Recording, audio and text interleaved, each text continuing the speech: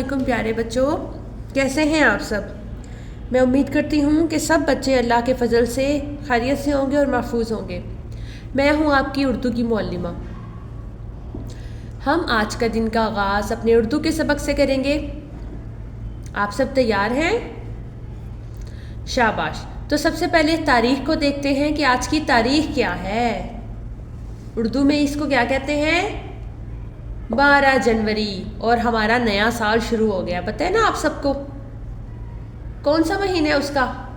जनवरी। और 2026, जिसको हम इंग्लिश में क्या कहेंगे?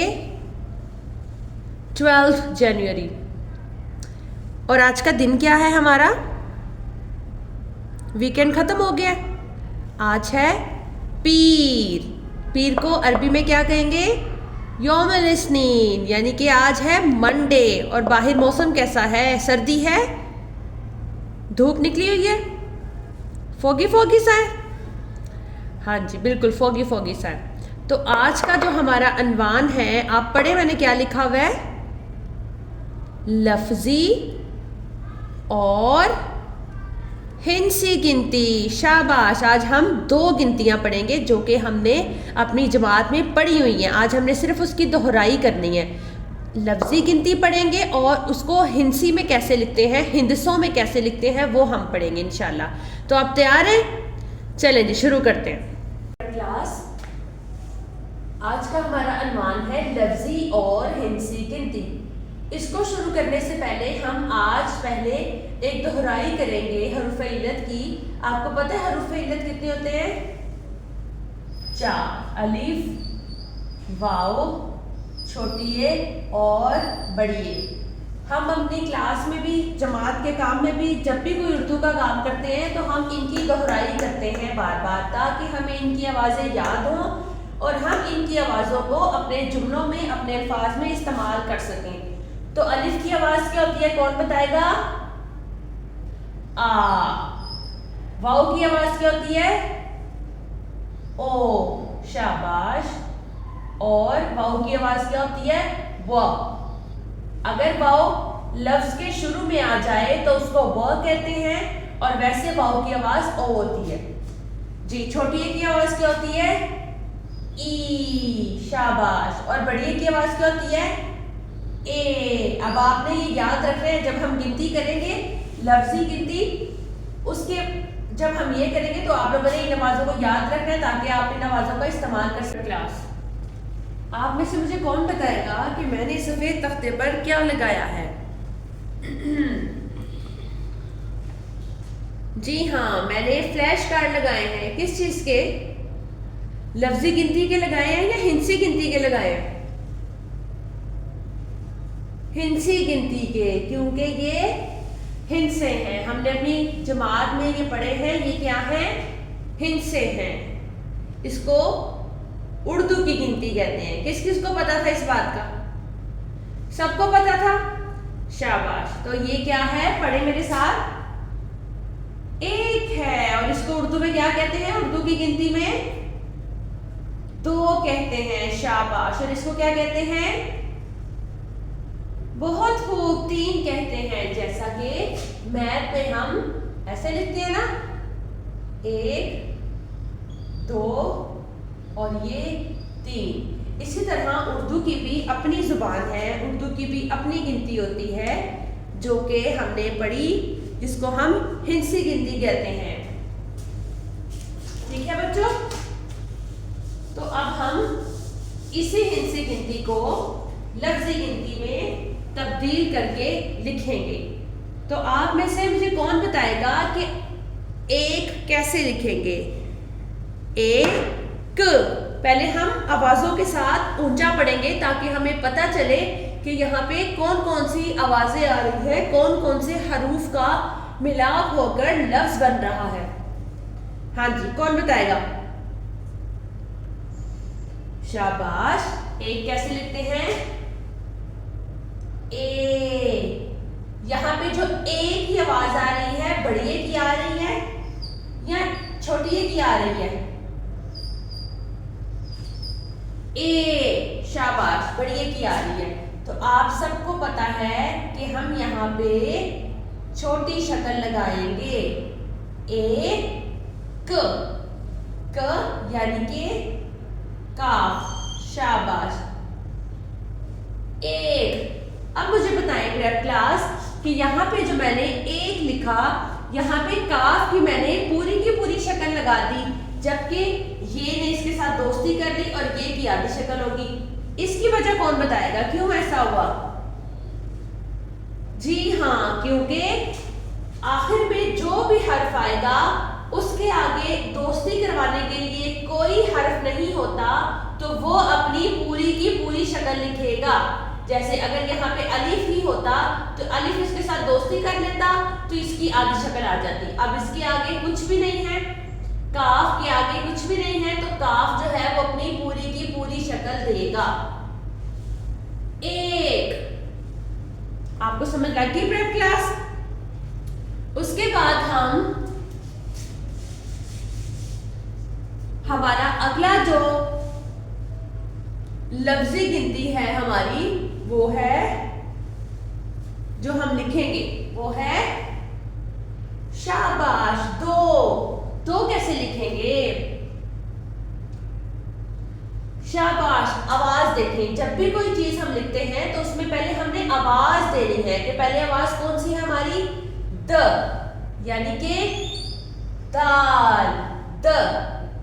اس کے بعد کیا ہے؟ او. د او دو. صحیح لکھا میں نے؟ شاباش. میں نے صحیح نہیں لکھا, میں نے کیا کر دیا ہے, میں نے دال کو اور واؤ کی دوستی کروا دی ہے جبکہ اس کی دوستی ہوتی نہیں ہے. کیوں نہیں دوستی ہوتی؟ کیونکہ یہ شرارتی نو ہے اور شرارتی نو آپس میں دوستی نہیں کرتے. دال بھی شرارتی نو ہے اور واؤ بھی شرارتی نو ہے, یہ دوستی نہیں کرتے, بس چپ کر کے ایک دوسرے کے ساتھ کھڑے ہو جاتے ہیں. تو د او دو. لگی سمجھ آپ کو؟ دال بھی شرارتی نو ہے اور واؤ بھی شرارتی نو ہے, یہ ایک دوسرے کا ہاتھ نہیں پکڑیں گے, ایک دوسرے سے دوستی نہیں کریں گے, خاموشی سے ایک دوسرے کے ساتھ کھڑے ہو جائیں گے. تو اس کو کبھی بھی آپ نے دال کو واؤ کے ساتھ دوستی نہیں کروانی. جی دو کو آپ کو لکھنا آ گیا؟ ہم ان سب کی دہرائی کر رہے ہیں, ہم نے یہ جماعت میں کیا ہوا ہے کام. اس کے بعد بھائی اگلا جو ہے ہماری ہندسی گنتی میں اگلا جو آتا ہے ہندسا وہ ہے 3. بہت خوب. تو کون بتائے گا 3 کیسے لکھنا ہے؟ کوئی بھی چیز جو آپ نے لکھنی ہوتی ہے پریپ کلاس, میں نے آپ کو پہلے بھی بتایا کہ ان کو پہلے آپ نے سوچنا ہے, آوازوں کو سوچنا ہے دماغ کے اندر, اس کے بعد آپ نے اس کی دوستی کروانی ہے, ایسے ہی جیسے آپ انگلش میں کرتے ہیں. تو سب سے پہلے میرے ساتھ پڑھے 3. پہلے کیا آ رہا ہے, کون سا حرف آ رہا ہے؟ ت. اور اس کے بعد ای, اس کے بعد 3. ہاں جی, پہلے کیا آ رہا ہے ہمارے پاس؟ شاباش. ت. چلے جی میں نے یہ ت لکھ لیا. آگے ای. ای کیسے لکھیں گے؟ ای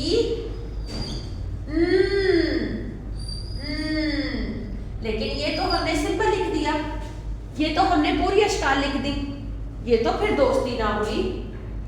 ہم نے کیا کرنا ہے, جب بھی کوئی لفظ بنانا ہے تو دوستی کروا کے بنانا ہے.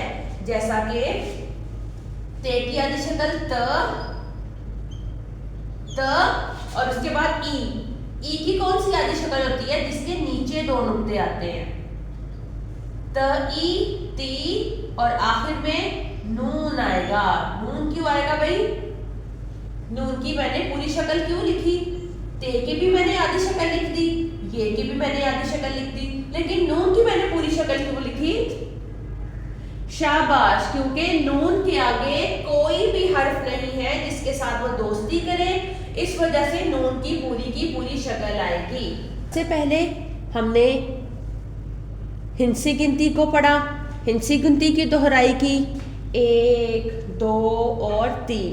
اس کے بعد ہم نے اس ہندسی گنتی کی مشق کی جوڑ توڑ کے ساتھ, اسی کو ہم نے لفظی گنتی بنا دیا.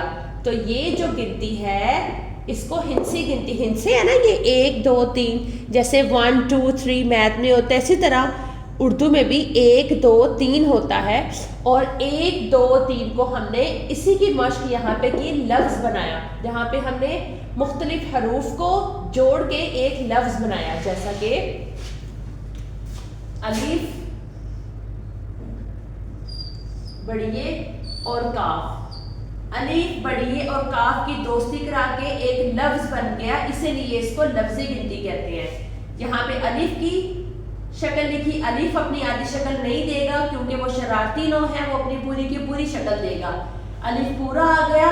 یہاں پہ بڑھئے نے اپنی آدھی شکل اختیار کر دی کیونکہ دوستی کرنی ہے نا اس نے، تو دوستی کی یہاں پہ، اور کاف جو ہے وہ آخر میں آیا تو کاف کی پوری شکل آ گئی، ٹھیک ہے۔ ایک ایک، اس کے بعد 2 لکھا ہم نے جس میں دال اور واؤ دونوں ہی شرارتی نوع ہیں، تو وہ ایک دوسرے کے ساتھ دوستی نہیں کریں گے، خاموشی سے کھڑے ہو جائیں گے بس۔ اس کے بعد ہم نے دوستی کروائی 3 کی جس میں تے کی آدھی شکل آئی، اس کے بعد چھوٹی کی آدھی شکل آئی جو کہ یہ ہوتی ہے، نیچے کی طرف 2 نقطے ہوتے ہیں، اور نون آ گیا۔ نون پورا اس لیے آیا کیونکہ وہ آخر میں آتا ہے، اور جو بھی حرف آخر میں آتا ہے اس کی پوری شکل آتی ہے، سمجھ آتی ہے آپ کو؟ جی تو پریپ کلاس ہم نے 1 سے 3 تک گنتی تو پڑھ لی، اب بتائیں مجھے کہ ہم نے اس کو کیا کلاس میں پڑھا تھا، یہ کون سا والا ہندسہ ہے، اس کو کیا کہیں گے ہم؟ شاباش، اس کو کہیں گے ہم 4۔ میتھ میں ہم 4 اس طرح لکھتے ہیں، اردو میں ہم 4 اس طرح لکھیں گے، ہم سب کو پتہ ہے نا بچوں؟ شاباش۔ اب نیکسٹ والا جو اگلا ہندسہ ہے ہمارا وہ کون سا ہے؟ 5، بہت خوب، اس کو کہتے ہیں 4 اور اس کو کہتے ہیں ہم 5۔ میتھ میں ہم اس کو 4 اس طرح لکھیں گے اور 5 کو اس طرح سے لکھیں گے، جی تو اب ہم اس کو لفظی گنتی کی شکل میں لکھیں گے، جی ہاں جی، کون بتائے گا مجھے کہ 4 کو کیسے لکھیں گے؟ سب سے پہلے لکھنے سے پہلے ہم نے اپنے دماغ کے اندر سوچنا ہے ان کی آوازوں کو، اور اس کے بعد ہم نے ان کی دوستی کروانی ہے۔ میں بول رہی ہوں، آپ لوگ سوچیں، چ آ چا ر، 4، پہلے کیا آ رہا ہے بتائیں مجھے؟ پہلے آ رہا ہے چ، اس کے بعد آ چا ر، یہ 3 جو ہے، یہ 3 حرف اس کے اندر آ رہے ہیں، چ آ چا ر، 4، لیکن اس طرح سے تو نہیں ہم لکھتے نا۔ اب ہم اس کی کروائیں گے دوستی۔ دوستی کیسے کرواتے ہیں جی؟ سب سے پہلے ہمارے پاس ہے چ، تو اس کی آئے گی آدھی شکل، ایسے ہی ہوتی ہے نا، شاباش۔ اور اس کے بعد کیا آئے گا ہمارے پاس؟ الف، الف کرے گا چ سے دوستی، چ آ چا، اور آخر میں کیا ہے ہمارے پاس؟ ر، یعنی کہ رے۔ اب یہاں پہ بھی یہی سوچنے والی بات ہے کہ رے کے آگے کچھ بھی نہیں ہے، تو رے جو ہے وہ اپنی پوری کی پوری شکل برقرار رکھے گا، تو اس کو ہم کہیں گے 4، جس میں کتنے حروف آئے ہیں؟ 3 حروف آئے ہیں، چ آیا ہے، الف آیا ہے اور رے آیا ہے، جس میں ہم نے ان کی دوستی کروائی، چ آ چا ر، 4، شاباش۔ اب مجھے کون بتائے گا کہ 5 کو کیسے لکھیں گے؟ سوچیں اس کو، پہلے سوچیں آوازیں کون کون سی ہیں، پہلے وہ سوچیں، پ آ پا ن، 5، 5۔ چلیں پہلے لکھیں، پہلے آوازیں کون سی ہیں؟ پ آ پا ن، 5، 5۔ یہ 4 جو ہیں وہ آوازیں اس کے اندر آ رہی ہیں۔ اب ہم نے ان کی دوستی کروانی ہے، دوستی کیسے کروائیں گے؟ پہلے ہمارے پاس کیا ہے؟ پے، تو پے کی آدھی شکل آئے گی، اور اس کے ساتھ کس کی دوستی کروانی ہے؟ الف کی، پ آ پا، پ آ پا، اور اس کے بعد نون اور چے کی دوستی کروانی ہے. آپ کو پتہ ہے جب بھی بے اور نون چے یا جیم کے ساتھ دوستی کرتے ہیں تو اس قسم کی شکل اختیار کر لیتے ہیں. ایسے ٹیڑھی، تھوڑی سی ٹیڑھی شکل اختیار کرتے ہیں. ایسے نہیں آتی، تھوڑی ایسے نہیں آتی، ٹیڑھی آتی ہے، جیسے کہ ایسے. ٹھیک ہے، ٹیڑھی سلائڈ کی فارم میں آئے گا. تو پھر یہ نون اوپر آ جائے گا اور چے جو ہے وہ ایسے آئے گا. ٹھیک ہے، نون اور بے جب بھی جیم چے ہے یا خے کے ساتھ دوستی کرتے ہیں تو سلائڈ کی فارم میں آتی ہے. ایسے نہیں آتا، ایسے نہیں آئے گا. ٹھیک ہے، ایسے آئے گا. لگے سمجھ آپ کو؟ جی 5 لکھنا آ گیا اور 4 لکھنا آ گیا آپ کو. ٹھیک ہے، تو اب ہم اس کے فلیش کارڈ کو دیکھیں گے کہ وہاں پہ بھی کیا ایسے ہی لکھا ہوا ہے. کلاس ہم لوگوں نے ابھی کیا پڑھا؟ 4 اور 5 پڑھا. ٹھیک ہے، ہم نے پہلے 4 کی دوستی کروائی، 3 حروف تھے، چ آ چار چار، اور اس کے بعد 5 کی دوستی کروائی، پ آ پانچ پانچ. 4 کے اندر 4 حروف ہیں، 5 کے اندر بھی 4 حروف ہیں. لگی سمجھ؟ لیکن یہاں پہ نون نے کیا کیا؟ سلائیڈ. میں نے آپ کو بتایا سلائیڈ سے بنانی ہے. اب آپ نے کیا کرنا ہے؟ اب آپ نے اپنی کاپیاں نکالنی ہیں جس میں آپ نے عنوان لکھنا ہے، لفظی اور ہندسی گنتی. یہ سارا کام ہم نے کلاس میں کیا ہوا ہے، آپ سب کو پتہ ہے نا. اساس قاعدے میں ہم نے یہ کیا ہوا ہے، ہم صرف آج اس کی دہرائی کریں گے. اپنی کاپیاں کھولیں، اس کے اندر اوپر لکھے عنوان، لفظی اور ہندسی گنتی. ویسے ہی تاریخ اور جو آپ لوگ دن لگاتے ہیں آپ نے ویسے ہی لگانا ہے. اور وہاں پہ 1 2 3 4 5 لکھ کے 2 فنگر ڈسٹینس دینا ہے آپ نے. کتنے فنگر؟ 2 finger distance. دیکھیں میں نے بھی 2 فنگر دیا ہوا ہے. 2 فنگر ڈسٹینس دے کے پھر آپ نے ہندسی گنتی لکھنی ہے. میں آپ کو ابھی دکھاتی ہوں.